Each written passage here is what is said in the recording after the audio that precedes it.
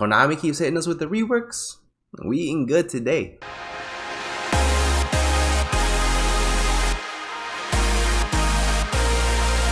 Yo, what is going on, you guys? bashtianygo here, and I want to go ahead and introduce you guys to the Exodia Exodus Millennium reworks that we just received. I think we received it last week, guys. I want to go ahead and make a video on this though. So reworks a bunch of really old school, really awesome, really iconic Yu-Gi-Oh cards from way back.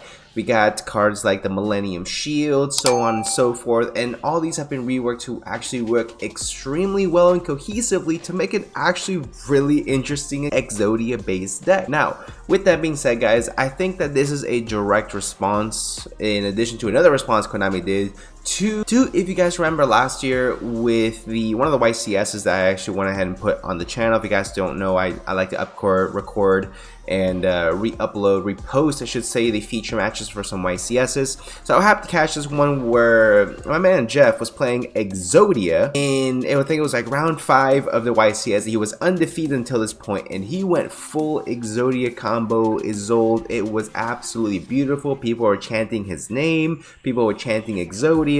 It was just the most excitement I have ever genuinely seen from individual spectators, or just spectators in general, at any YCS, and this was absolutely beautiful to see.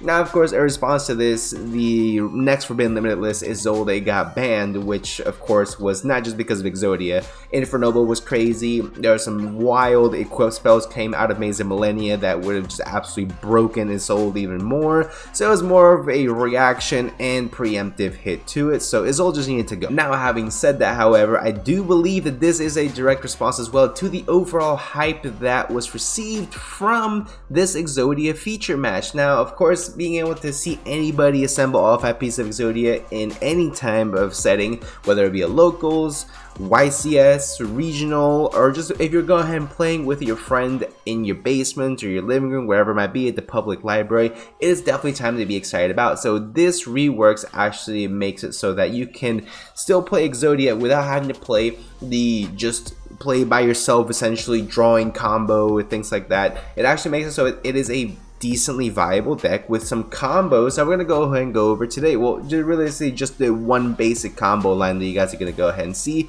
And realistically, what I do like about this deck is very consistent to the point where you're playing essentially 12 of the exact same card as starters that are going to get you to your new Exodia Fusion, which gives you an Omni Negate, can't be destroyed by card effects, and every time it were battle, you get to go ahead and have a gain attack equal to your current life points. So in the event you have 8,000 life points, guess what? It gets 8,000 attack, and you would think that's just until the end of the turn or the end of the battle. No, it gains it permanently. For whatever reason, Konami wanted to go ahead and make an Omni Negate monster with literally limitless attack points and make it be undestructible by card effects, which is crazy. It's crazy, absolutely broken to me. The one thing that they didn't do was make it untargetable with, so you can target it, which, you know, that's the one out to it. But if you take away that one flaw, this deck is crazy. So besides that, guys, it leaves so much space for non-engine as well, guys. I'm gonna go ahead and show you guys a deck list here towards the end of the video. But as we of course always do, I'm going to go and show you guys the quick combo in the beginning. It's going to be real quick, just so you guys go ahead and see, understand more or less what the deck does.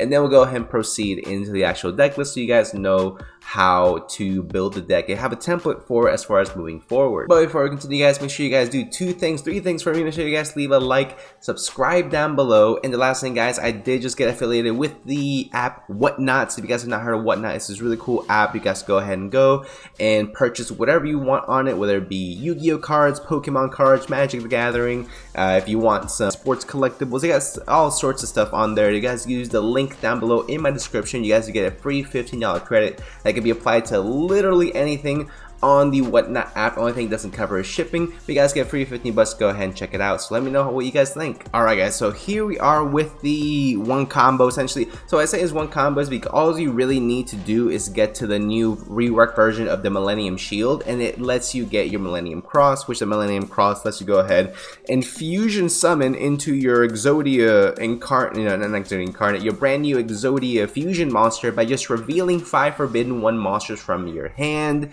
your your graveyard, or even revealing them from your deck, and it even shuffles that cards back into the deck, so it doesn't even take them anywhere, which is crazy. We're gonna go ahead and start things off, guys, with the brand new field spell they're getting, Shrine of Yugioh, which you can see has the actual Exodia pieces right there in the tablet, so that's pretty cool. So we're gonna go ahead and play, guys. So Shrine of Yugioh, what it allows you to do essentially is during your main phase, you can place a monster from your hand face up in your spell and trap card zone, and then you are able to go ahead and place either a Millennium monster or Seguin monster from your deck face up in your spell and trap card zone as a continuous spell, which of course is going to be very important because all of the Millennium or Senjinjin cards have these similar effects when they're in the spell and trap card zone. They get to go ahead and get you advantage in addition to special summoning themselves, with the caveat cost of that you either have to pay 2,000 life points or reveal Millennium Cross, and you're good.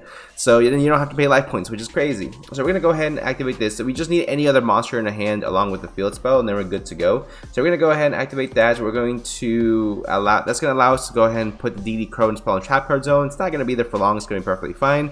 And then we get to go ahead and put a Shield of the Millennium Dynasty, not Millennium Shield, from our deck into a spell and trap card zone. When this card reads, if this card is a continuous spell, you can go ahead and reveal one Millennium Cross, or of course pay 2,000 life points, special summon this card, then add a Millennium Cross from your deck to your hand. So we're gonna go ahead and do just that. We're gonna go ahead and get Millennium Cross. Now Millennium Cross is a ridiculous wild card, like I said. So you show 5 Forbidden 1 monster cards from your hand, deck, or face up in the field.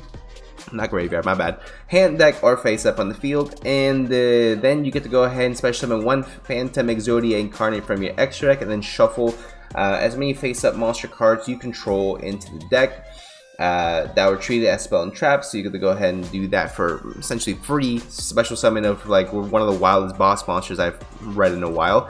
And the thing is that everything is shuffled back, so you don't even have anything in your graveyard. And this is really only becoming relevant because we don't have any cards in our graveyard at the end of our combo.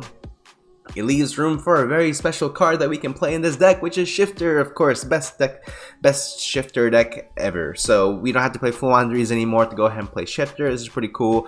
Has a little bit more interaction as well. Plus can OTK completely out of nowhere, which I absolutely love. We're going to go ahead and play, guys. They're in the end phase as well, so this card is absolutely crazy. Phantom Exodia Incarnate is one of the craziest boss monsters personally I've ever read. So this card cannot be destroyed by opponent's card effects. Once per turn, if it battles, during the damage calculation, make it gain attack equal to your current life points, which we already covered, I should say. Once per turn, when a spell, trap, or effect is activated, you can negate the activation, period. That's it. No cost, just negate it.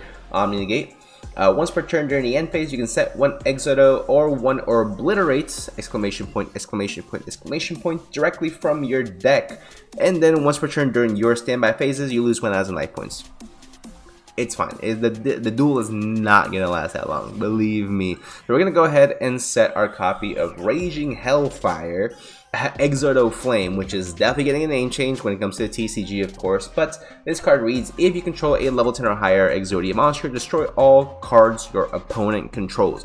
All cards your opponent controls get obliterated, which is crazy to think about. You destroy whatever your opponent was building, get rid of it, kill it dead, get it out of here. And it's crazy to think about because you're really just responsive. You're being responsive. All you gotta do is have this dude on the board, which if they attack into it, it's perfectly fine because you just activate its effect, increase its attack value by 6,000 in this scenario because we didn't have the Millennium Cross in our hand, or else you would have gained 8,000. And on top of that, like, it can't even be outed by like Access Code Talker, because Access Code Talker is gonna be 5,300 attack.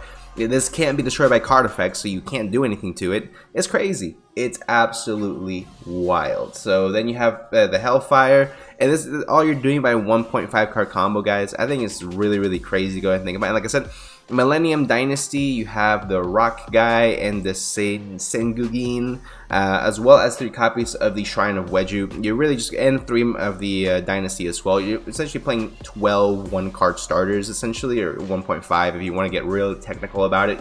But I just think it's really crazy what this deck can actually go ahead and do, because in the next turn, after you've already gained 6,000 attack on this guy, you lose 1,000 life points during your standby phase. Next battle phase, you go ahead and punch with this. Gains life points, gains attack equal to your life points, which would be 5,000. So you're attacking for 11,000 damage over whatever. And I think with this one, you can also go ahead and search out a quick play spell, not a quick play spell, just any the spell card. I forget what his name is right now. I'll go ahead and show you guys when we get to the deck list. That it inflicts piercing damage, and it gains more attack. It's just absolutely wild, guys. But that's gonna be it for the quick combo. I just want to go ahead and again show you guys a quick template how the deck is supposed to work. And then during the end phase, you get to go ahead during each of the end phases, you get to go ahead and set an Exodia or Obliterate directly from your decks. During the end phase of your opponent's turn, after you've destroyed everything they have and completely just negated and destroyed whatever they want to attack you over with the battle phase, you just go ahead and set the thing that increases your attack points unless you inflict piercing, and if they set anything defense position, they're screwed. So here we are, guys, for the actual deck list itself. Like I said, it is extremely easy to go ahead and play this deck. It's not a hard deck to play whatsoever. You're really just summoning out the fusion and just backing it up with a whole bunch of hand traps and hate. So it's pretty much what we got going on for ourselves, guys. Actually, if you guys want to play even more hate, you can take out the triple tactics thrust if you don't want to play those and just slap in 3 shifters, and oh, look at that, now it's budget and it's still crazy and oppressive. So I just think that's really funny. You can definitely go ahead and play shifter in this deck just for shits and giggles. But yeah, that's that's the deck. Let's go ahead and get into it. So you play 1 copy of the Millennium Fiend Reflection. Really not the best card, but you still want to go ahead and play at least 1. 3 of the Caveman that awoke after a millennium, so that's a mouthful. 3 of the Golem that guards the Millennium Treasures. 3 of the Shield of Millennium Dynasty. All of the Forbidden One cards, of course. 1 Legendary Exodia Incarnate. 3 Ash. 3 DD Crow. 3 Drone Lockbird.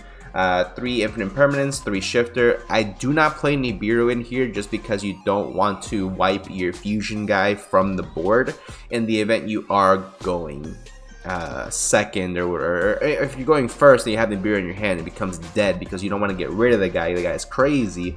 So that's my personal opinion on that one. But playing Shifter, DD Crow, Ash, Stroll, and Imperm all in your deck, 15 hand traps in your deck should be enough. It is 15, right? 1, 2, 3, 4, 5. Yeah, 15. 2 Millennium Cross is perfectly fine. You search it when you need it, and you're chilling from there. This is the Exodia Blaze, brand new card coming out as well. So this card says, 1 level 10 or higher monster you control with Exodia in its original name gains this effect. You can pay half your life points. You cannot activate any other cards for the rest of the turn. Also destroy as many face-up cards and spell and trap cards as possible. Then equip 5 Forbidden One monsters from your hand or deck to this card. Then as an equip spell, it gives it 2,000 attack. So it's stupid. And then if this card attacks a defense position monster, inflict piercing damage to your opponent. Why not? Why not? This is crazy, dude. The 3 of the field spell, of course. 1 copy of Lightning Storm in the event we were playing the what's it called? The Triple Tactics Tasking. You can definitely go ahead and play this, take this out, go ahead and add like a what's it called? Called by the Grave. Called by the Grave. If you want to go ahead and play the 1 of as well. So there's a few options for you, definitely. 3 copies of Imperm, of course. 1 copy of the Raging Hellfire, because after you activate this once, you're OTKing your opponent next turn. And 1 Obliterate, because Obliterate is actually a really, really good card, and one of the best supports from older support for Exodia that I have personally seen.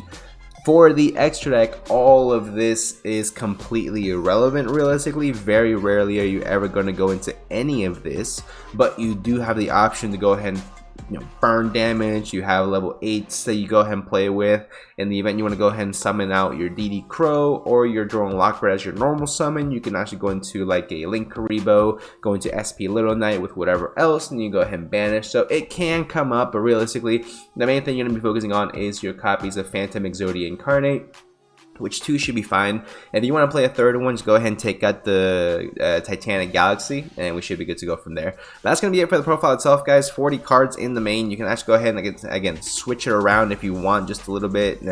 It's whatever your flavor you're desiring right now.